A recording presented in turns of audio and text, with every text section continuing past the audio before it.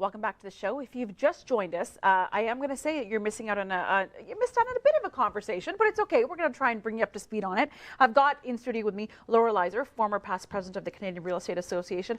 I got to tell you, we're having a good conversation. It's important. We're kind of stripping away, you know, all the fluff. Yeah, we're getting right to the point. And it's important. We're getting right to the point, and that matters. So I got another scenario for you, okay? And I wanted to go back a little bit. Then I want to go to mortgage rates for a little bit, okay?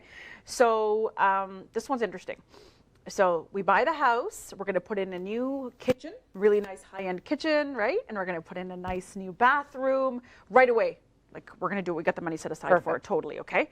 So 2 years, we're going to sell the house. I want to know that I'm going to get the money back that I put in today. Can you give me your word?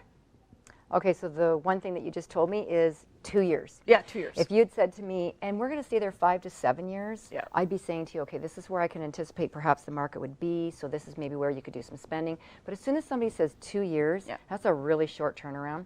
So we all know real estate's local, so it depends where you buy the house. Yes, important to say that. Definitely. And it also depends on the fact that you're going to sell it in 2 years. If you're going to put a high-end kitchen in, if you're doing it for yourself, there's a difference between, for example, countertop, Corian, granite, quartz, whatever you want to do. If you know you're going to sell it in 2 years, if you want it to look nice, that's great. Don't do minimum, but make it look nice. But I can't imagine somebody going in and putting $60,000 into this amazing kitchen knowing I'm moving in 2 years. Because when I bring my buyer along, if they want that house, and yes, kitchens and bathrooms sell, I don't think it's really going to make a big difference whether it's quartz or granite or whatever it is. So saying, are you going to get your money back or your money out of it in 2 years? Depends if you're going to over-improve. Do not over-improve on it. And it's the same with bathrooms. Don't over-improve. You can make it, if it's something that you love, that you really want, but you know you're going to sell in 2 years, make it what you think someone who's going to buy it's going to love.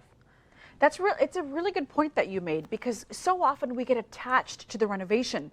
Absolutely. We're like, oh, but look at what I did. Look, I mean, how can you say that Do you know how much I paid for that? Yeah. Do you know how I sourced this? Do you know this has come from, you know, Italy?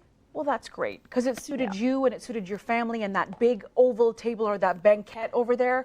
I don't want that. They don't care. It doesn't serve my purpose. That's right. And so I think that that's really an important point It's really important. So when you're going to do your selections, if you're going to do some updating, make sure that whoever's going to help you design it and choose what you're going to be putting into your kitchen, that, by the way, we're going to sell it in 2 years. Right. Because if they really do care, they're not going to try and upcharge you on everything and sell you everything under the sun. They're going to say, well, let's think ahead for the future buyer. You know, maybe you want this, but is it going to be really what the next buyer is going to want? Let's just scale it down a bit. And as women, listen, we can, you know, we know ourselves. We know that, you know, your taste may be very different from mine. Functionality, it depends on the kids, all kinds of things, everything, right?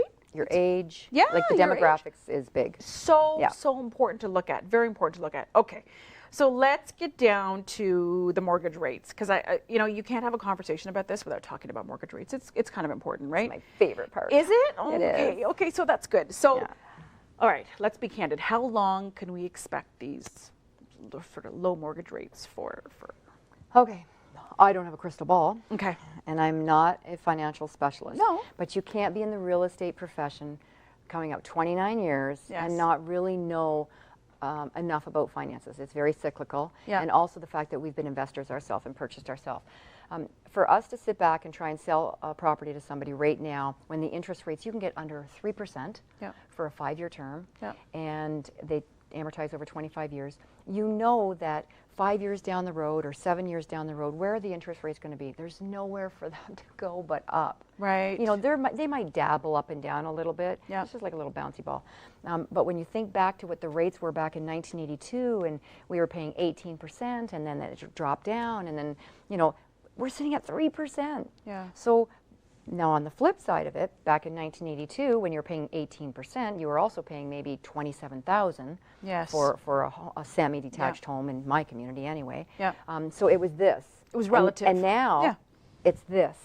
So I foresee that the interest rates are going to hold. They're going to be, I think, stable until the end of 2017. That's my guesstimate, just from having seen everything over the years. And I do follow the stats quite a bit. I watch our HPI with for Korea and everything, but I think that if there's a purchaser out there wanting to buy a home, now is the best time. Now's Definitely, the time. absolutely. Even with some of the craziness that takes place out there, it's if you're looking at the right area and the home that suits you, not over leveraging. Don't over leverage yourself. And just make sure that if you're going to buy a home and you're going to stay in the home, know that you want to stay in the home. And when you're talking terms with your mortgage or specialist or the bank specialist, just make sure that, you know, there are other options out there. If you want to spread it out and take a 10-year term and pay a little bit more interest, that's fine.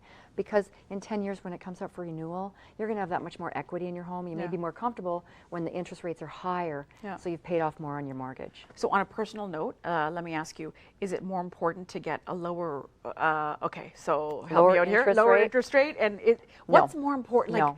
The terms. Oh, okay. This is my professional advice to my clients. I counsel a lot of clients on this, especially first-time buyers, because right away they think, yeah, but we qualify for more if we take the 5-year rate or the 3-year rate or whatever they're going to take. And they get so excited. Oh, they're so excited. I'm so excited for them. But then I'll say to them, but you have to look at the term. Like if you've got terms within the mortgage that they're going to allow you to make a prepayment on your mortgage, if you inherit money or you win something, don't you want to be able to make a larger prepayment? So I always look at the terms. They go hand in hand, and no different than in the real estate profession. You know, our fee structures, our professional service fees, they differ all across the board because we're all different. And you know what? In the financial industry, the interest rates, they differ as well. Okay. So shop around. It's important to look at your circumstances and know that there's not one sort of blanket solution, just like, oh, absolutely. Just know what works for you. And know what services you're being offered with who you're working with. Okay. Yeah. Really, really important. Okay. So I've got about 1 minute and I want to ask you one more quick question and then your thoughts to wrap up. So I only need a 2-bedroom home right now. Okay. Scenario.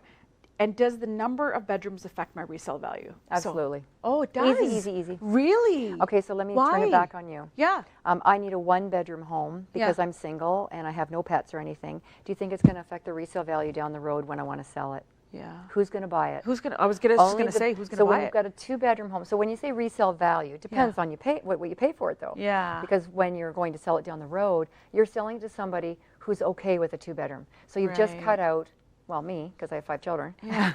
You're going to cut out anybody that is married with a few children. Yes. And so it could affect the value because, again, the market conditions could be different from when you purchased it. So I'll have people who'll say, oh, but it's a 2-bedroom and it's beautiful and I love it. And I'll say, but look at the people you're not going to be able to show it to down the road because it is only 2-bedroom. So, wow. Yes. Super. Really like the candidness of today's conversation. Great. Thank you so much for coming in. Much appreciated. I want to say thanks for tuning in. Appreciate it. We'll talk to you soon. See you next week. Bye-bye.